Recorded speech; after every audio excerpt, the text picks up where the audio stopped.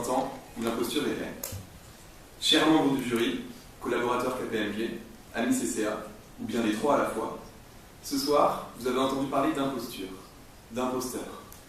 On vous a listé un nombre innombrable de situations afin de vous persuader que l'environnement dans lequel nous sommes est gangréné par ce mal qu'est l'imposture.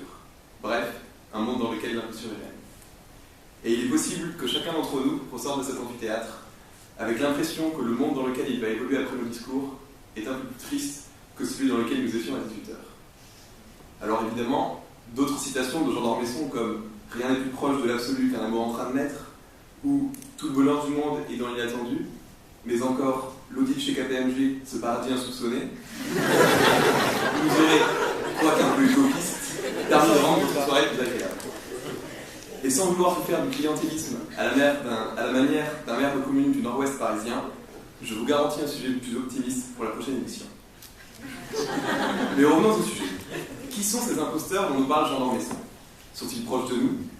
Votre voisin dans cet amphithéâtre n'est peut-être pas le CCA que vous pensez. Regardez-le. Vous discernerez peut-être les traits d'un imposteur à la manière d'un élève du Mastercard, comptabilité, audit, reporting, revendiquant d'appartenir à une formation semblable au CCA. Où sont ces imposteurs? Ils se sont glissés et imposés dans tous les recoins de la société, tels des envahisseurs d'un nouveau genre. Les imposteurs sont parmi nous. On les croise chaque jour au travail, on les subit dans les dîners, on les entend à la télévision, on lit parfois leur prose. Ils nous envoient dans le mur en prétendant nous sauver de la crise. Il nous arrive même de voter pour eux. Virtuoses des apparences, auto-entrepreneurs d'eux-mêmes, les imposteurs sont là. À la fois conformistes et opportunistes, l'imposteur se coule toujours dans le moule pour mieux tuer son monde. À la manière d'un jeune diplômé en entretien chez un Big Four, qui n'aura pas de mal à dire PwC, vous êtes mon premier choix, car sans doute le plus prestigieux. EY, vous êtes mon premier choix, car sans doute le plus sérieux. Deloitte, vous êtes mon premier choix, car sans doute le plus sympathique. KPMG, vous êtes mon premier choix, car sans aucun doute le meilleur cabinet. Prestigieux, reconnu pour son sérieux, réputé pour sa bonne ambiance, ses salaires à la hauteur du travail fourni, sa classe internationale, la beauté de ses locaux, la grande... Excusez-moi, je m'en fous. Et telle une jeune pousse au printemps, l'imposteur a besoin d'un terreau. Et quel meilleur terreau que notre société? Quel plus bel exemple que la politique? Combien d'hommes ont été chiraciens sous Chirac? Sarkozy sous Sarkozy? Hollandis sous... Bon, peut-être pas pour lui. Toujours en politique, quand on se défend à incarner la morale et l'intégrité, mais qu'on décide de rémunérer grassement son fils ou de porter des costumes à 13 000 €, ce qui, rendez-vous compte, correspond à 10 mois de salaire pour un alternant de la banque BNP Paribas ou seulement une journée de travail pour un certain prof de finance de notre master.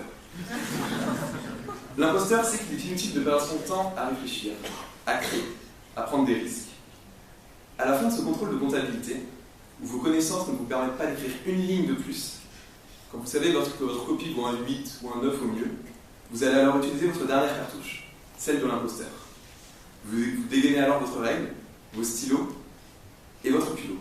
La mission est maintenant la suivante. Embellir votre copie au maximum pour faire passer celle-ci pour celle d'un bon élève auquel il serait arrivé un petit accident de parc. On commence par souligner le résultat en rouge. Nos écritures comptables sont consignées au sein de beaux tableaux aux lignes fermes et précises. Nos bilans font apparaître des sous-totaux, car le seul objectif de l'étudiant que nous faisons semblant d'être est de faciliter la tâche du correcteur. L'objectif voulu est en fait atteint. Les résultats sont encadrés, les bilans équilibrés et les paraphrases épuisées. L'on rend alors notre copie en cultivant l'espoir que le 8 mérité se transforme en un 12 inespéré. Malheureusement pour l'imposteur, 2 semaines plus tard, ça ne sera pas un 12 accompagné d'un long commentaire détaillé, mais vraisemblablement un 7 accompagné d'un simple bien tenté. Maintenant un sentiment. Celui-ci peut être ressenti lorsque tout nous réussit, que l'on atteint nos objectifs un par un, tel un succès grisant. On se dit alors, pourquoi moi? Qu'est-ce que je peux avoir de plus que cet autre élève? Méritais-je ce salaire d'alternant pour faire des tableaux croisés dynamiques? Ma place en CCA était légitime, alors que je n'ai répondu qu'à une question sur 3 de comptabilité lors de l'entretien d'admission. Autant de questions qui nous préoccupent. Mais rassurons-nous, ce n'est pas parce que nous vivons dans un temps où l'imposture est reine que celle-ci n'a jamais existé.